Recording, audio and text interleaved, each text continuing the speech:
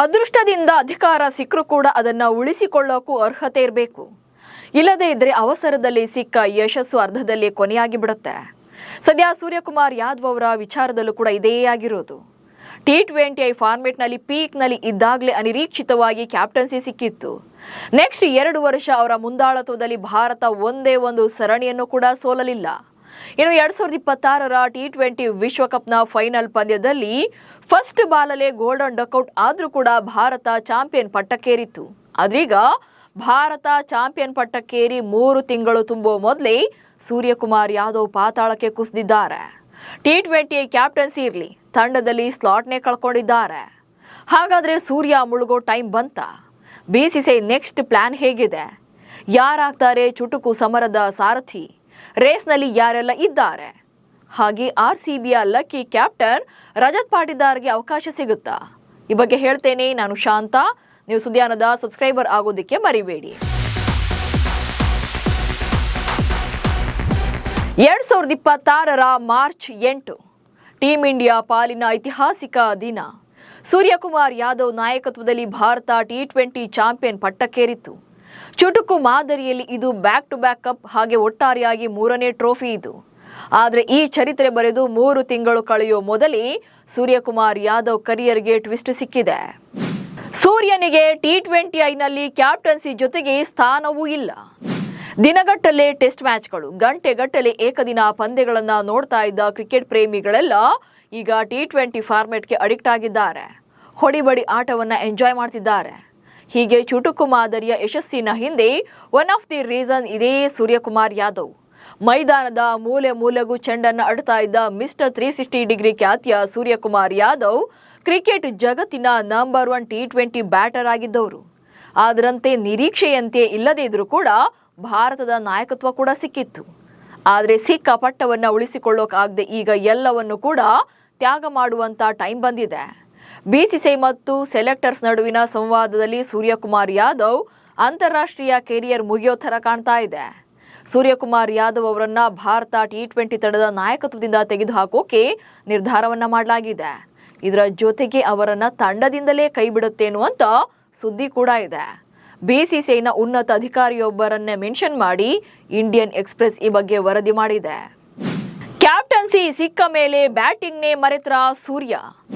2021ರಿಂದ 2024ರವರೆಗೆ Suryakumar Yadav T20 ಫಾರ್ಮೆಟ್ನಲ್ಲಿ ಮುಟ್ಟಿದ್ದೆಲ್ಲ ಚಿನ್ನ. ಭಾರತ ಪರ ಸ್ಫೋಟಕ ಹಿಟ್ಟರ್ ಆಗಿದ್ದಂಥ ಸೂರ್ಯ ಅತಿ ಹೆಚ್ಚು ರೇಟಿಂಗ್ ಪಾಯಿಂಟ್ಸ್ ಅನ್ನು ಹೊಂದಿದ್ರು. ಅವರ ಇದೇ ಪ್ರದರ್ಶನದಿಂದ ಇಂಪ್ರೆಸ್ ಆಗಿದ್ದ BCCI 2024ರ T20 ವಿಶ್ವಕಪ್ ಬಳಿಕ ರೋಹಿತ್ ಶರ್ಮಾ ನಿವೃತ್ತಿಯಿಂದ ತೆರವಾದ ಸ್ಥಾನಕ್ಕೆ ಸೂರ್ಯನನ್ನೇ ಸೆಲೆಕ್ಟ್ ಮಾಡಿ ಗಿಫ್ಟ್ ಕೊಟ್ಟಿದ್ರು. ರೇಸ್ನಲ್ಲೇ ಇಲ್ಲದ ಸೂರ್ಯ ನಾಯಕನಾಗಿದ್ದು ಹಲವರಿಗೆ ಅಚ್ಚರಿ ಮೂಡಿಸಿತ್ತು. 2024ರಿಂದ ನಾಯಕನಾಗಿ ಭಾರತವನ್ನ ಸತತ T20 ಸರಣಿಯ ಗೆಲುವುಗಳಿಗೆ ಲೀಡ್ ಮಾಡಿದ್ರು. ಅವರ ಕ್ಯಾಪ್ಟನ್ಸಿಯಲ್ಲೇ ಟೀಂ ಇಂಡಿಯಾ ವಿಶ್ವ ಚಾಂಪಿಯನ್ ಕೂಡ ಆಗಿದೆ. ಆದರೆ ಬ್ಯಾಟಿಂಗ್ ಅಂತ ತೆಗೆದು ನೋಡಿದ್ರೆ ಸೂರ್ಯನಿಗೆ ಅಕ್ಷರಶಃ ಗ್ರಹಣ ಹಿಡಿದಿದೆ. 2025ರ ಇಡೀ ವರ್ಷ ಒಂದೇ ಒಂದು ಅರ್ಧ ಶತಕ ಕೂಡ ಬರಲಿಲ್ಲ ಅವ್ರ ಕಡೆಯಿಂದ. ಇನ್ನು T20 ವಿಶ್ವಕಪ್ ಜರ್ನಿಯಲ್ಲಿ ಒಂದೇ ಪಂದ್ಯದಲ್ಲಿ ಮಾತ್ರವೇ ಅಬ್ಬರಿಸಿದ್ದು. USA ವಿರುದ್ಧದ 84 ರನ್ಗಳ ಆ ಬಿಗ್ ಇನ್ನಿಂಗ್ಸ್ ಅನ್ನು ಹೊರತುಪಡಿಸಿದರೆ ಉಳಿದೆಲ್ಲ ಪಂದ್ಯಗಳಲ್ಲೂ ಕೂಡ ಹೇಳಿಕೊಳ್ಳುವಂತಹ ಸ್ಕೋರ್ ಇರಲಿಲ್ಲ. ಈಗ IPLನಲ್ಲೂ ಕೂಡ ಸೂರ್ಯ ಸುಡ್ಲೇ ಇಲ್ಲ. ಈ ಸೀಸನ್ ಅಲ್ಲಿ ಆಡಿದಂಥ 13 ಪಂದ್ಯಗಳಲ್ಲಿ ಅಥವಾ 13 ಇನ್ನಿಂಗ್ಸ್ಗಳಲ್ಲಿ ಒಂದು ಅರ್ಧ ಶತಕದೊಂದಿಗೆ 270 ರನ್ಸ್ ಮಾತ್ರ ಕಲೆ ಹಾಕಿರುವಂಥದ್ದು. ಹೀಗಾಗಿ ಸೂರ್ಯ ಅವರ ನಾಯಕತ್ವದಲ್ಲಿ ತಂಡ T20 ವಿಶ್ವಕಪ್ ಗೆದ್ದಿದ್ರು ಕೂಡ ಅವರ ಫಾರ್ಮ್ ಹಾಗೆ ಫ್ಯೂಚರ್ ಅನ್ನ ಗಮನದಲ್ಲಿ ಇಟ್ಕೊಂಡು ಬದಲಾವಣೆಗಳಿಗೆ ನಿರ್ಧಾರ ಮಾಡಲಾಗಿದೆ. ಸೊ ಇಲ್ಲಿ ಸೂರ್ಯನನ್ನ ತೆಗೆಯೋಕೆ ಅಂದ್ರೆ ಕ್ಯಾಪ್ಟನ್ಸಿಯಿಂದ ಕೆಳಗಿಳಿಸೋಕೆ ಮೇನ್ಲಿ ಪೂ ಪರ್ಫಾರ್ಮೆನ್ಸ್ ಇದ್ರೂ ಕೂಡ ಬೇರೆಯಾದ ಸಾಕಷ್ಟು ಕಾರಣಗಳು ಕೂಡ ಇದೆ. ಸೊ ಏನೆಲ್ಲ ಅನ್ನೋದನ್ನು ಕೂಡ ನೋಡ್ತಾ ಹೋಗೋಣ. ಸೂರ್ಯನಿಗೆ ಪದೇ ಪದೇ ಚಾನ್ಸ್ ಕೊಟ್ಟು ಮ್ಯಾನೇಜ್ಮೆಂಟ್ ನಿರಾಸೆಯನ್ನ ಅನುಭವಿಸಿರುವಂಥದ್ದು. ಹೌದು, ಸೂರ್ಯ ಕ್ಯಾಪ್ಟನ್ ಆದಮೇಲೆ ಅವರ ಕ್ಯಾಪ್ಟನ್ಸಿಯಲ್ಲಿ ತಂಡ ಚೆನ್ನಾಗಿ ಪರ್ಫಾರ್ಮ್ ಮಾಡಿದೆ, ಜೊತೆಗೆ ವಿನ್ ಆಗಿದೆ, ಯಾವುದೇ ಸರಣಿಯನ್ನು ಸೋತಿಲ್ಲ, ಒಪ್ಕೊಳ್ಬಹುದು. ಆದರೆ ಇಂಡಿವಿಜುವಲ್ ಆಗಿ ನಾಯಕನಾಗಿ ಸೂರ್ಯನ ಕಡೆಯಿಂದ ಯಾವುದೇ ರೀತಿಯಾದಂಥ ಮ್ಯಾಚ್ ವಿನ್ನಿಂಗ್ ಪರ್ಫಾರ್ಮೆನ್ಸನ್ನು ನೋಡೋಕೆ ಸಾಧ್ಯನೇ ಇಲ್ಲ. ಸೊ ಆರಂಭದಲ್ಲಿ ಅಬ್ಬರಿಸದೇ ಇದ್ರೂ ಕೂಡ ನಂತರದಲ್ಲಿ ಸೂರ್ಯನ ಸ್ಲೋ ಇನ್ನಿಂಗ್ಸ್ ಇರ್ಬೋದು ಅಥವಾ ಫೇಲ್ಯೂರನ್ನು ನೋಡಿದಾಗ ಸಾಕಷ್ಟು ಮಾಜಿ ಕ್ರಿಕೆಟಿಗರು ಜೊತೆಗೆ ಅಭಿಮಾನಿಗಳು ಕೂಡ ಸೂರ್ಯನಿಗೆ ಗೇಟ್ ಪಾಸ್ ಕೊಡಿ ಅಂತೇಳಿ ಒತ್ತಾಯವನ್ನು ಮಾಡಿದರು. ಇನ್ನು ಶುಭ್ಮನ್ ಗಿಲ್ ಇನ್ನೊಂದು ಕಡೆಗೆ ಅವರು ಕೂಡ ಫೇಲ್ಯೂರ್ ಆಗ್ತಾ ಇದ್ರು. ಸೊ ಶುಭ್ಮನ್ ಗಿಲ್ನ ತೆಗಿತಾರೆ, ಬಟ್ ಸೂರ್ಯನನ್ನ ಕಂಟಿನ್ಯೂ ಮಾಡಿದ್ದಕ್ಕೆ ಕೆಲವರು ಆಪೋಸಿಟ್ ಆಗಿ ಮಾತಾಡ್ತಾರೆ BCCI ಮ್ಯಾನೇಜ್ಮೆಂಟ್ಗೆ. ಆದರೆ ಸೂರ್ಯನಿಗೆ ಪದೇ ಪದೇ ಚಾನ್ಸನ್ನು ಕೊಟ್ಟು ಕಂಬ್ಯಾಕ್ ಮಾಡ್ತಾರೆ ಅಂತ ನೋಡಿದರೂ ಕೂಡ ಸೊ ಅವ್ರ ಕಡೆಯಿಂದ ಪ್ರದರ್ಶನ ಅಥವಾ ಸಪೋರ್ಟ್ ಸಿಗದೆ ಇರೋ ಕಾರಣಕ್ಕೆ ನಿರಾಸೆಯನ್ನು ಅನುಭವಿಸಿರುವಂಥ ಮ್ಯಾನೇಜ್ಮೆಂಟ್ ಈಗ ದೊಡ್ಡ ನಿರ್ಧಾರವನ್ನು ತೆಗೆದುಕೊಳ್ಳಲೇಬೇಕಾದಂಥ ಅನಿವಾರ್ಯತೆ ಇರುವಂಥದ್ದು. ಇನ್ನು 2028ರ T20 ವಿಶ್ವಕಪ್ಗೆ ಸ್ಟ್ರಾಂಗ್ ಟೀಮನ್ನು ಕಟ್ಟೋಕೆ ಯುವ ಪಡೆಗೆ ಮಣೆಯನ್ನು ಹಾಕೋಕೆ ಮುಂದಾಗಿರುವಂಥದ್ದು. ಸೊ ಈಗ 2028ರ T20 ವಿಶ್ವಕಪ್ಪನ್ನು ಗಮನದಲ್ಲಿಟ್ಕೊಂಡು ಸೊ ಈ ವಿಶ್ವಕಪ್ನು ಕೂಡ ಗೆಲ್ಲಬೇಕು ಅಂತೇಳಿ ಭಾರತ ತಂಡ ಸ್ಟ್ರಾಂಗ್ ಟೀಮನ್ನು ಕಟ್ಟೋಕೆ ಮುಂದಾಗಿರುವಂಥದ್ದು. ಸೊ ಇಲ್ಲಿ ಸೂರ್ಯನನ್ನೇ ಮುಂದುವರಿಸಿದ್ರೆ ಅವ್ರದ್ದು ಪೂರ್ ಫಾರ್ಮ್ ಇದೆ, ಜೊತೆಗೆ ಅವ್ರಿಗೆ ಏಜ್ ಸ್ವಲ್ಪ ಜಾಸ್ತಿ ಆಗ್ತಾ ಇರೋದ್ರಿಂದ ನೆಕ್ಸ್ಟ್ ಅವರನ್ನೇ ಮಣೆ ಹಾಕಿ ಕೂರೋಕ್ಕೂ ಕೂಡ ಸಾಧ್ಯವಾಗೋದಿಲ್ಲ. ಯುವ ಪಡೆಗೆ ಅವಕಾಶವನ್ನು ಕೊಡೋಣ ಅನ್ನೋದು ಮ್ಯಾನೇಜ್ಮೆಂಟ್ನ ಲೆಕ್ಕಾಚಾರವಾಗಿದೆ. ಇದೆಲ್ಲದರ ಜೊತೆಗೆ 2028ರಲ್ಲಿ ಒಲಿಂಪಿಕ್ಸ್ಗೆ ಕ್ರಿಕೆಟ್ ಸೇರ್ಪಡೆಯಾಗ್ತಾ ಇದ್ದು ಭಾರತ ಬಲಿಷ್ಠ ತಂಡ. ವಿಶ್ವಕಪ್ಗೆ ಈಗ ವಾಪಸ್ ಒಲಿಂಪಿಕ್ಸ್ಗೆ ಈಗ ಕ್ರಿಕೆಟ್ ಕೂಡ ಸೇರ್ತಾ ಇರೋದ್ರಿಂದ ಸೊ ಇಲ್ಲಿ ವಿಶ್ವಕಪ್ ಗೆದ್ದಿರುವಂಥ ಭಾರತ ಒಲಿಂಪಿಕ್ಸ್ನಲ್ಲೂ ಕೂಡ ಗೆಲ್ಲೋಕೆ ಬಲಿಷ್ಠ ತಂಡವನ್ನೇ ಕಟ್ಟಬೇಕಾಗುತ್ತೆ. ಹೀಗಾಗಿ ಹೊಸಬರಿಗೆ ಮಣೆ ಹಾಕೋಕೆ ಜೊತೆಗೆ ಈಗಲಿಂದಲೇ ತಂಡವನ್ನು ಕಟ್ಟೋಕೆ ಪ್ಲಾನ್ ಮಾಡಿರುವಂಥದ್ದು. ಇನ್ನು 35 ವರ್ಷದ ಸೂರ್ಯನನ್ನ ಭವಿಷ್ಯದಲ್ಲಿ ಉಳಿಸಿಕೊಳ್ಳೋದು ಕೂಡ ಕಷ್ಟವಾಗುತ್ತೆ.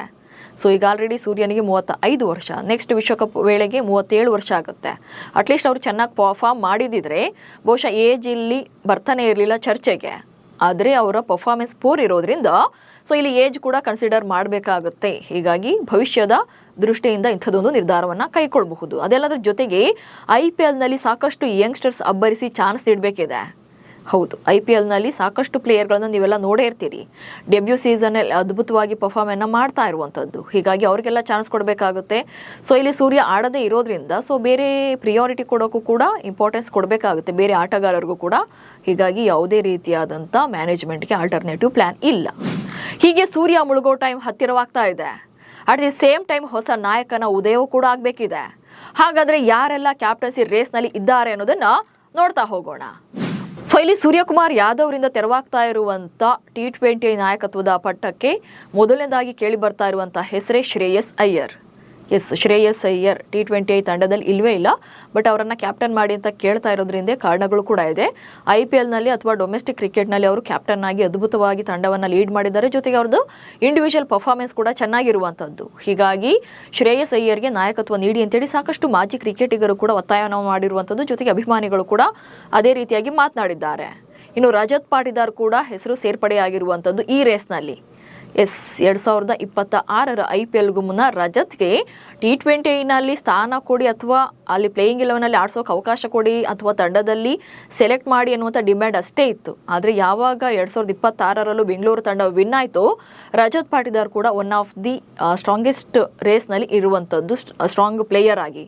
ಯಾಕಂತಂದರೆ ಬ್ಯಾಕ್ ಟು ಬ್ಯಾಕ್ ಬೆಂಗಳೂರು ತಂಡವನ್ನು ಚಾಂಪಿಯನ್ ಪಟ್ಟಕ್ಕೆ ಏರಿಸಿದ್ದಾರೆ. ಅದು ಕೂಡ ಅವರು ಕ್ಯಾಪ್ಟನ್ಸಿಯನ್ನು ತೆಗೆದುಕೊಂಡಂಥ ಮೊದಲ ವರ್ಷದಲ್ಲೇ ಚಾಂಪಿಯನ್, 2ನೇ ವರ್ಷದಲ್ಲೂ ಕೂಡ ಚಾಂಪಿಯನ್. ಹೀಗಾಗಿ ತಂಡವನ್ನು ಚೆನ್ನಾಗಿ ಲೀಡ್ ಮಾಡಿದ್ದಾರೆ. ಜೊತೆಗೆ ಇಂಡಿವಿಜುವಲ್ ಪರ್ಫಾರ್ಮೆನ್ಸ್ ಕೂಡ ಅದ್ಭುತವಾಗಿದೆ. ಅದರಲ್ಲೂ ಮಿಡಲ್ ಆರ್ಡರ್ನಲ್ಲಿ 4ನೇ ಸ್ಲಾಟ್ನಲ್ಲಿ ಏನು ಸೂರ್ಯಕುಮಾರ್ ಯಾದವ್ ಭಾರತ ಪರ 4ನೇ ಕ್ರಮಾಂಕದಲ್ಲಿ ಆಡ್ತಾ ಇದ್ರು, ಸೊ ಅದೇ ಸ್ಲಾಟ್ನಲ್ಲಿ ರಜತ್ ಪಾಟಿದಾರ್ ಅದ್ಭುತವಾಗಿ ಬ್ಯಾಟಿಂಗನ್ನು ಮಾಡ್ತಾರೆ. ಜೊತೆಗೆ ಸ್ಪಿನ್ನರ್ಗಳ ವಿರುದ್ಧ ಅವರ ಬ್ಯಾಟಿಂಗ್ ಸ್ಟ್ರೈಕ್ ರೇಟ್ ನೆಕ್ಸ್ಟ್ ಲೆವೆಲ್ನಲ್ಲಿದೆ. ಸೊ ಮಿಡಲ್ ಆರ್ಡರ್ನಲ್ಲಿ ಪಾಟಿದಾರ್ ಅವರ ಸ್ಫೋಟಕ ಇನ್ನಿಂಗ್ಸ್ ನೆರವಾಗೋದ್ರಿಂದ ಅವರಿಗೆ ನಾಯಕತ್ವ ನೀಡಿ ಎನ್ನುವಂಥ ಕೂಗು ಕೂಡ ಇದೆ. ಇನ್ನು ಹಾರ್ದಿಕ್ ಪಾಂಡ್ಯ ಕೂಡ ರೇಸ್ನಲ್ಲಿ ಇರುವಂಥದ್ದು. ಸೊ ಸಾಕಷ್ಟು ಅನುಭವ ಇರುವಂಥ ಆಟಗಾರ. ಅಂತಾರಾಷ್ಟ್ರೀಯ ಪಂದ್ಯಗಳು ಅಂತ ಬಂದಾಗ ಪಾಂಡ್ಯ ಮೇನ್ಲಿ ಆಲ್ರೌಂಡರ್ ಆಗಿ ಬಿಗ್ ಇಂಪ್ಯಾಕ್ಟನ್ನು ಮಾಡುವಂಥದ್ದು. ಕ್ಯಾಪ್ಟನ್ ಆಗಿ ಅಥವಾ ಬ್ಯಾಟರ್ ಆಗಿ ಅಥವಾ ಬೌಲರ್ ಆಗಿ ಎಲ್ಲದರಲ್ಲೂ ಕೂಡ ಪಾಂಡ್ಯ ದಿ ಬೆಸ್ಟ್ ಇರುವಂಥದ್ದು. ಇನ್ನು ಶುಭ್ಮನ್ ಗಿಲ್ ಹೆಸರು ಇಲ್ಲಿ ಮತ್ತೆ ವಾಪಸ್ ಬರೋದಕ್ಕೆ ಕಾರಣ ಕೂಡ ಇದೆ. ಈ ಸೀಸನ್ IPLನಲ್ಲಿ ಚೆನ್ನಾಗಿ ಪರ್ಫಾರ್ಮ್ ಮಾಡಿದ್ದಾರೆ ಅನ್ನುವಂಥದ್ದು. ಜೊತೆಗೆ ನಾಯಕನಾಗಿ ಫೈನಲ್ಗೂ ಕೂಡ ತಂಡವನ್ನು ಮುನ್ನಡೆಸಿದ್ರು. ಹೀಗಾಗಿ once again all format captain ಬೇಕು ಅನ್ನೋದಾದ್ರೆ ಶುಭ್ಮನ್ ಗಿಲ್ಗೆ ಪಟ್ಟ ಕಟ್ಟಿ ಅಂತೇಳಿ ಹೇಳುವವರು ಕೂಡ ಇದ್ದಾರೆ. ಇನ್ನು ಇಶಾನ್ ಕಿಶನ್ ಕೂಡ ಡೊಮೆಸ್ಟಿಕ್ನಲ್ಲಿ ಅಬ್ಬರಿಸಿ ಈಗ ಆಲ್ರೆಡಿ ಅವರು T20 ತಂಡಕ್ಕೆ ಸೆಲೆಕ್ಟ್ ಆದಮೇಲೆ ಅವ್ರ ಕಡೆಯಿಂದ ಬೆಸ್ಟ್ ಪರ್ಫಾರ್ಮೆನ್ಸ್ ಬರ್ತಾ ಇರುವಂಥದ್ದು. ಹೀಗಾಗಿ ಇಶಾನ್ ಕಿಶನ್ಗೂ ಕೂಡ ಅವಕಾಶ ನೀಡಿ ಎನ್ನುವಂಥ ಕೆಲವರ ಕೂಗು ಇದೆ. ಹೀಗೆ ಟಾಪ್ 5ನಲ್ಲಿ ಈ 5 ಆಟಗಾರರಿದ್ದಾರೆ. ಹಾಗೆ ಅಕ್ಷರ್ ಪಟೇಲ್, ತಿಲಕ್ ವರ್ಮಾ ಹೆಸರು ಕೂಡ ಕೇಳಿ ಬರ್ತಾ ಇದೆ. ಆದರೆ ಈಗ ಟ್ರೆಂಡಿಂಗ್ನಲ್ಲಿರೋ ಮಾಹಿತಿ ಪ್ರಕಾರ ಶ್ರೇಯಸ್ ಅಯ್ಯರ್ ಕಡೆಗೆ ಹೆಚ್ಚಿನ ಒಲವಿರುವಂಥದ್ದು.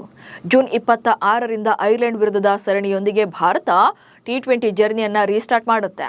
ಸೊ ಈ ಸರಣಿಗೆ ಇನ್ನೇನು ಟೀಮ್ ಅನೌನ್ಸ್ ಆಗಬೇಕಿದೆ. ಈ ವೇಳೆ ಸೂರ್ಯನನ್ನ ಕೈ ಬಿಟ್ಟಿರೋದು ಕೂಡ ಅಧಿಕೃತವಾಗುತ್ತೆ. ಜೊತೆಗೆ ಹೊಸ ಸಾರಥಿ ಯಾರು ಅನ್ನೋ ಪ್ರಶ್ನೆಗೂ ಕೂಡ ಉತ್ತರ ಸಿಗುತ್ತೆ. ಸೊ ಅಂತಿಮವಾಗಿ ನಿಮ್ಮ ಪ್ರಕಾರ ಭಾರತ T20 ತಂಡದ ನಾಯಕತ್ವದಿಂದ ಸೂರ್ಯಕುಮಾರ್ ಯಾದವ್ರನ್ನ ಕೈ ಬಿಡಬೇಕಾ? ಹಾಗೆ ಯಾರು ನಾಯಕ ಆಗಬೇಕು? ಇದನ್ನು ಕಮೆಂಟ್ಸ್ ಮೂಲಕ ತಿಳಿಸಿ. ಹಾಗೆ ಸುದ್ದಿಯನ್ನು ಫಾಲೋ ಮಾಡಿ. ನಮಸ್ಕಾರ.